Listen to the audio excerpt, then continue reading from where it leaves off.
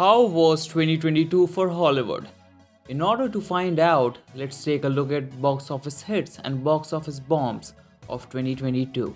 So welcome to Jack of All Movies, and if you haven't subscribed the channel yet, click the subscribe button now. Before I begin, I would just like to inform you guys that I won't be covering every single movie, but almost every major movie will be covered in today's report card for Hollywood. So let's begin with January. So this year began with a box office bomb when Universal's The 355 was released on January 7. The film made $27.8 million worldwide on a budget of $40 to $75 million. According to Deadline, Universal lost an estimated amount of $93 million. So the year was off to a rough start, but then Paramount came to rescue with Scream on January 14. This film made more than 5 times its budget by grossing $140 million worldwide on a budget of $24 million. Then, January 21 came and a mysterious film was released. Why was this released in theaters? The King's Daughter was its name. This was one of the biggest box office bombs as it grossed just $1.8 million worldwide on a budget of $40 million. Hollywood's worries were far from over as we headed to February, when Lionsgate dropped a moon-sized bomb on us on February 4 with Moonfall. This Roland Emmerich did just $67.3 million worldwide on a budget of $138 to $146 million.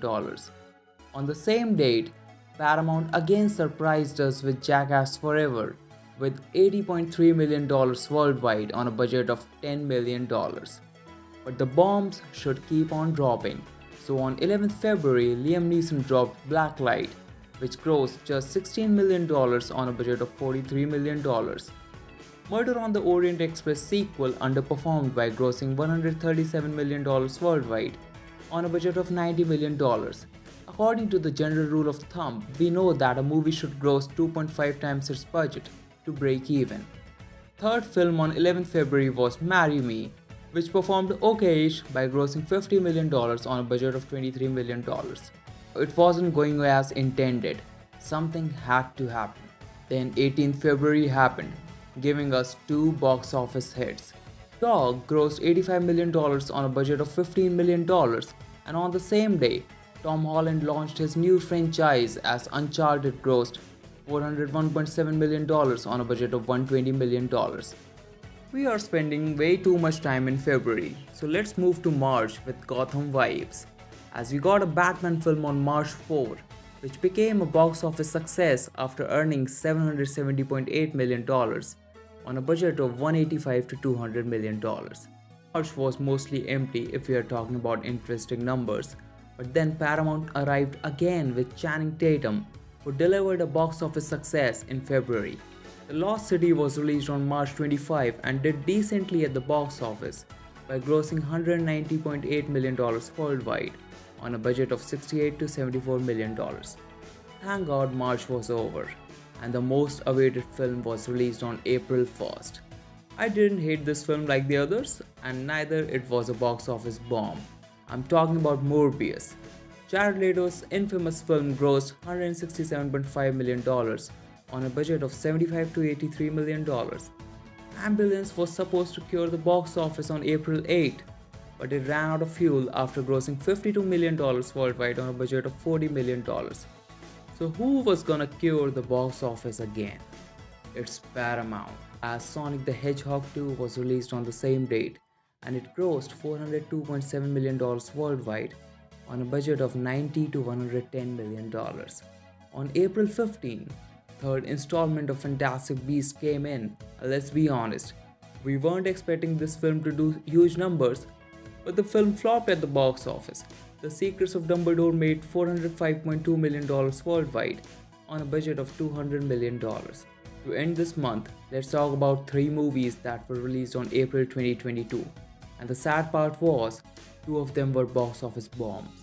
The Unbearable Weight of Massive Talent grossed $29.1 million worldwide on a budget of $30 million.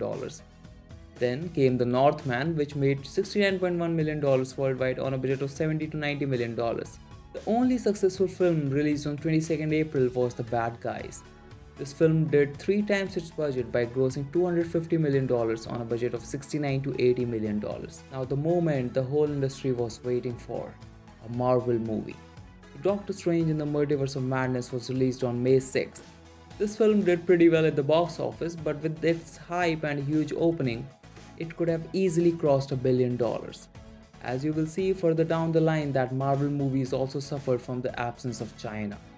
This film grossed $955.8 million worldwide on a budget of $200 million.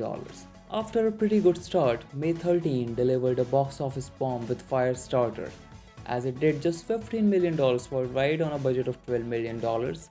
A week later on May 20, we got an average performance by Downton Abbey, as it did $92.4 million on a budget of $40 million. Till now, you must be seeing Paramount as the savior. So Hollywood needed Paramount again, and this time they were going to surprise everyone, because Tom Cruise arrived on May 27 with Top Gun Maverick, which became the first Tom Cruise film to cross $1 billion, as it grossed $1.488 billion on a budget of $170 million. This summer brought down one more $1 billion flick as we witnessed Jurassic World Dominion on June 10, and it grossed $1.003 billion on a budget of $165 to $185 million. But good days can't last forever, as next week we saw a Disney failure on June 17 with Lightyear. This film grossed $226.4 million on a budget of $200 million. Lightyear was the only disappointment in June, as the month ended with 2 box office hits. Both the films were released on June 24. First was The Black Phone, which grossed $161.2 million on a budget of $16 to $18 million. The second film was Elvis, which also did very well by earning $286 million worldwide on a budget of $85 million. So that's all for now in this part 1 video, where we discussed box office hits and flops of Hollywood from January to June. We will discuss the movies of July to December in the part 2 video. In the end, thanks for watching and subscribe for more.